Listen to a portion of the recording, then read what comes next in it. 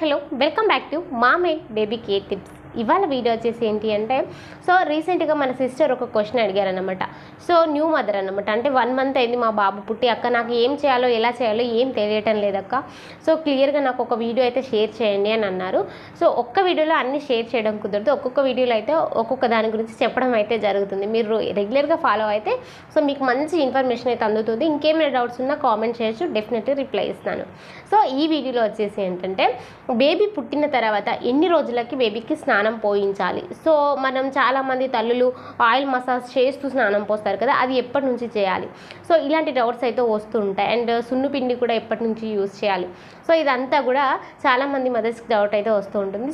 ఈ వీడియోలో దీని గురించి క్లియర్గా తెలుసుకుందాం. వీడియోలోకి వెళ్ళిపోయే ముందుగా మన ఛానల్ని అయితే సబ్స్క్రైబ్ అయితే చేసుకోండి, పక్కనే ఉన్న బెల్ ఐకాన్ అయితే క్లిక్ చేయండి.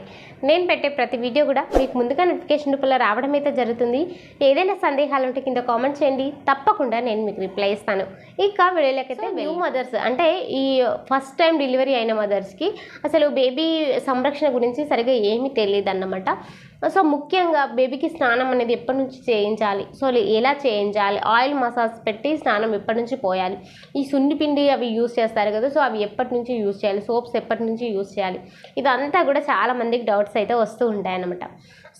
నార్మల్గా అయితే మనకి WHO మనకి ఏం చెప్పింది అని అంటే బేబీ పుట్టిన తర్వాత 6 గంటల వరకు కూడా అసలు ఎలాంటి స్నానం అనేది చేయించకూడదు అని చెప్పింది అనమాట. అంటే కొన్ని హాస్పిటళ్ళలో పుట్టిన వెంటనే స్నానం చేయిస్తూ ఉంటారు, అలా చేయించకూడదు అని చెప్పింది అనమాట. ఎందుకంటే బేబీ పుట్టిన తర్వాత వెర్నిక్స్ పొర అనేది ఒకటి ఉంటుంది బేబీకి, అంటే వైట్గా ఒక పొర అయితే కనబడుతూ ఉంటుంది, అలాగే బ్లడ్ కూడా ఉంటుంది అనమాట.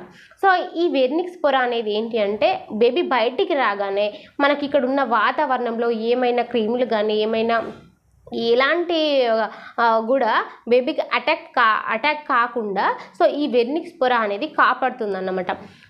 ఎందుకంటే 6 అవర్స్ తర్వాత బేబీ ఓకే ఈ స్కిన్ అనేది కొంచెం బెటర్గా అయిపోతుంది. అంటే మనం పుట్టిన వెంటనేకి ప్లస్ ఒక 6 అవర్స్ తర్వాత చూసుకుంటే బేబీ స్కిన్ కొంచెం వేరే చేంజ్ అవుతుంది.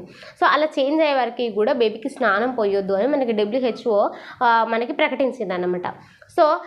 ఆ తర్వాత కూడా చాలామంది 24 అవర్స్లోనే స్నానం పోయడం ఇట్లా చేస్తూ ఉంటారు. నిజానికి ఇంత త్వరగా స్నానం అయితే చేయించొద్దు బేబీకి.